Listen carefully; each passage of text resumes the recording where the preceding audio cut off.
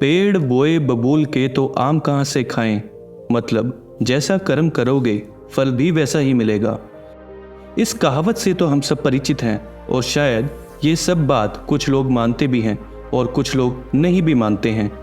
ऐसा इसलिए क्योंकि हमारे आसपास ऐसे बहुत से लोग हैं जो कर्म तो अच्छा करते हैं पर कर्म के अनुसार फल नहीं मिलता है और बुरे लोगों के साथ अच्छा होता रहता है। बुद्ध ने भी हमेशा अपने उपदेशों में कहा है कि इंसान खुद अपने कर्मों का स्वामी है। तो क्या जो भी हमने आज तक सुना कि बुरे कर्मों का फल बुरा होता है और अच्छे कर्मों का फल अच्छा होता है, ये सब गलत है? या यह सब बस किताबी और ज्ञानी बातें ही हैं? या फिर हम लोगों की समझ में कोई कमी रह गई है? आज हम इस कहानी के माध्यम से आपके इन सवालों के उत्तर देंगे।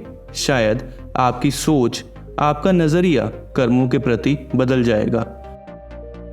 तो कहानी को आखिर तक सुनिए और हमको आशा है आपको अपने प्रश्नों के जवाब मिल जाएंगे। अगर फिर भी कोई शंका हो तो हमको कमेंट सेक्शन में बताना ना भूलें। एक गांव में दो भाई रहा करते थे, अरुण और वरुण।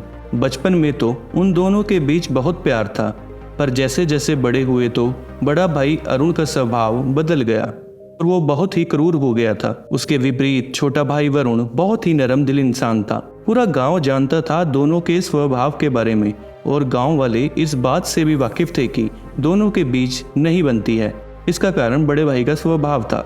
अरुण जो कि बड़ा था, उसने छल कपट से छोटे भाई वरुण की सारी जमीन हड़प ली थी और जमीन का छोटा सा टुकड़ा उसको दे दिया था। वरुण दुखी रहता और सोचता, मेरे साथ ऐसा क्यों हुआ? मैंने तो हमेशा सबका भला ही चाहा, सबकी मदद करता रहा, फिर भी मेरे साथ ऐसा क्यों? वह अपनी पत्नी की वजह से भी परेशान रहता था। उसकी पत्नी हमेशा बीमार रहती थी।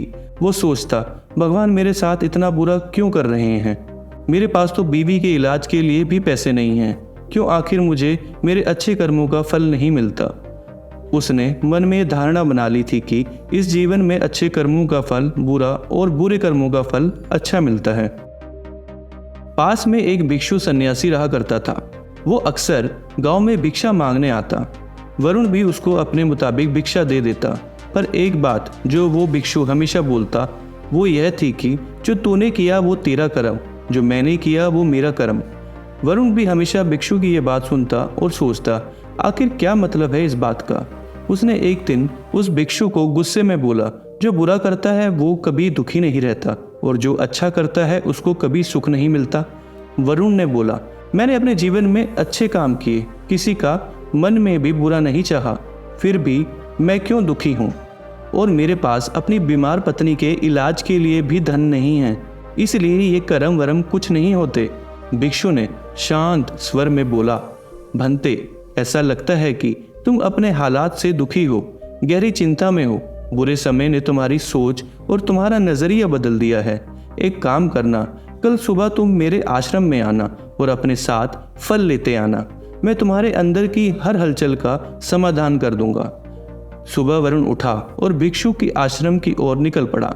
रास्ते में उसने कुछ अच्छे फल भिक्षु के लिए लिए और उसके मन में एक खुशी थी कि आज तो मुझको अपने हर सवाल के जवाब मिल जाएंगे। रास्ते में चलते हुए उसको बहुत से बंदर मिल गए। बंदरों से फल बचा बचा के वो आश्रम पहुंचा। बीच में उसको लगा कि ये फल बंदरों को खिला दूं, पर फिर उसको अपने सवालों के जवाब भी चाहिए थे, तो इस कारण से उसने ये फल उनको नहीं दिए। वह उस भिक्षु के पास पहुंचा तो भिक्षु ने पूछा, सफर ठीक था? वरुण बोला, जी गुरुजी। भिक्षु ने बोला, अगर तुम्हारे मन में उन बंदरों को फल देने की इच्छा थी तो तुमने उनको फल क्यों नहीं दिए? ये सुनते ही वरुण हिल गया और भिक्षु से पूछा, आपको कैसे पता इन सब के बारे में? भिक्षु बोले, चिंता मत करो, हम तो सन्यासी हैं, सब कुछ जानते हैं, पर जरूरी यह नहीं है। अभी तुम जानो कर्म के बारे में। जैसे 1000 औरतों के बीच भी बच्चा अपनी माँ को ढूंढ लेता है, ठीक उसी प्रकार कर्म को पता होता है कि उसका कर्ता कौन है, किसके द्वारा कर्म होने वाला है। वह अपने कर्ता को भीड़ में भी ढूंढ लेता है। तुम्हारे हाथों उन भूखे बंदरों को फल खिलाना नहीं लिखा था, वह कर्म शायद मेरे हाथों लिखा था। इतना बोलकर भिक्षु ने आसपास के बंदरों को फल खिलाना शुरू कर दिया। देखते देखते बंदर वो सारे फल ले गए। वरुण सोचता रहा कि भिक्षु की इन बातों का आखिर मतलब क्या है, क्या बोलना चाहते हैं वो मुझको। उसने अपने हाथ जोड़कर कहा, गुरुदेव, मुझको ये सब बातों का मतलब नहीं पता, मैं तो बहुत सीधा साधा हूँ, मुझ पे कृपा करें और ये बातें मुझको थोड़ा विस्तार में बताएं। भिक्षु ने बोला, भंते, हम इंसानों को लगता है और घमंड में रहते हैं कि कर्म उसने किए हैं, वही सब कुछ करने वाला है, पर वो भूल जाते हैं कि कर्म का चयन उसने नहीं किया है, बल्कि कर्म ने उसको खुद ढूंढा है। अगर तुम किसी कर्म के लायक हो तो कर्म तुमको हजारों लाखों की भीड़ में भी ढूंढ लेगा। तो हमेशा कर्म के लायक बनने पर मंथन करो, ना कि कर्म करने पर। पहले खुद इस काबिल बनो कि तुम वो कर्म कर सको। बहुत से ऐसे छोटे छोटे कर्म हैं जिनको पहले तुमको पूरा करना है। जब तुम इस काबिल हो जाओगे तो बड़ा कर्म तुमको अपने आप ढूंढ लेगा। वो कर्म तुम्हारे पास अपने आप चलकर आएगा, जिस कर्म को करने के लिए तुमने जन्म लिया है। अब तुम इन आसपास के बंदरों को देख लो, इन्होंने बहुत छोटे कर्म किए, जैसे उछलना, पेड़ों पर चढ़ना, गुलाटी मारना। इसी फलस्वरूप ये मेरे पास आ गए और इनको इनका आहार खुद ही मिल गया। ऐसे ही हम इंसानों को चाहिए कि छोटे छोटे कर्म करते जाएं और एक दिन उनको अपना वो बड़ा लक्ष्य मिल जाएगा जिसके लिए उनका जन्म हुआ है। याद रखो भंते, अगर हम कर्म के लायक बनने के लिए मेहनत नहीं करेंगे तो आसपास के लोगों के कर्म भी तुम पर हावी होने लगेंगे। जैसे तुम्हारी पत्नी बीमार है और तुम इस वजह से बहुत दुखी रहते हो, पर क्या पता तुम्हारी पत्नी अपने कर्मों की वजह से बीमार हो। उसने कुछ ऐसे बुरे कर्म किए होंगे जो उसको यह सब झेलना पड़ रहा है, पर देखो उसके बुरे कर्म की वजह से तुम दुखी हो और परेशान हो। इससे तुमने तो कुछ नहीं किया, पर झेलना तो तुमको भी पड़ रहा है। अगर तुम लायक होते तो शायद तुम अपने पत्नी का इलाज भी करवा पाते। क्या पता तुम्हारी शादी किसी और स्त्री से होती जो बीमार ना होती और ना ही तुमको यह दुख झेलना पड़ता। याद रखो भंते, आपको वो मिलता है जिसके आप काबिल हो, वह नहीं मिलता जिसकी हमको चाह होती है। तो हमेशा खुद को उस बड़े कर्म के लायक बनने के लिए छोटे कर्म करो। वरुण ने हाथ जोड़ के भिक्षु से पूछा, गुरुदेव, मुझको ये बताने की मेहरबानी करें कि मैं अपने आप को कैसे लायक बना सकता हूँ। वो बड़ा कर्म जिसके लिए मेरा जन्म हुआ है वो मुझको खुद ढूंढ ले। तो भिक्षु ने बोला, अच्छा सुनो, सबसे पहले तो वो कर्मों को अपने जहन से निकाल दो जो तुमने आज तक किए हैं। यह मत सोचो तुमको उस कर्म से क्या मिला है, तभी तो बोला गया है कर्म करो, फल की चिंता मत करो। अगर तुम फल के बारे में सोचोगे तो इसका मतलब तुम लालच में कर्म कर रहे हो और इसी चिंता में हर इंसान डूबा रहता है कि मेरा कर्म तो अच्छा था पर फल नहीं मिला। बेटा, फल के बारे में मत सोचना, बस ये सोचना कि जब तुमने कोई कर्म किया था तो तुमने क्या उसको पूरी श्रद्धा और मन के साथ किया था, कहीं बिना मन से तो नहीं किया था। अगर तुम अपने मन से कर्म नहीं करोगे तो तुमको कभी उसका फल नहीं मिलेगा।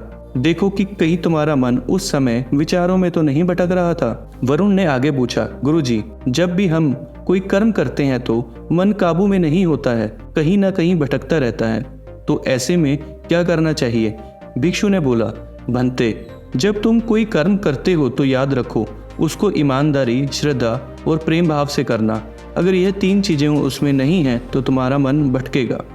बहुत से विचार मन में घर करेंगे।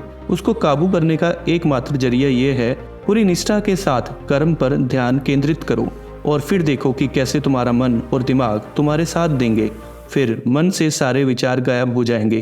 बेटा, एक बात गांठ बांध लो, अगर तुम इन सब बातों का पालन करोगे तो तुम्हारे कर्म तुमको ढूंढ लेंगे, जैसे बच्चा अपनी माँ को ढूंढ लेता है इतनी भीड़ में।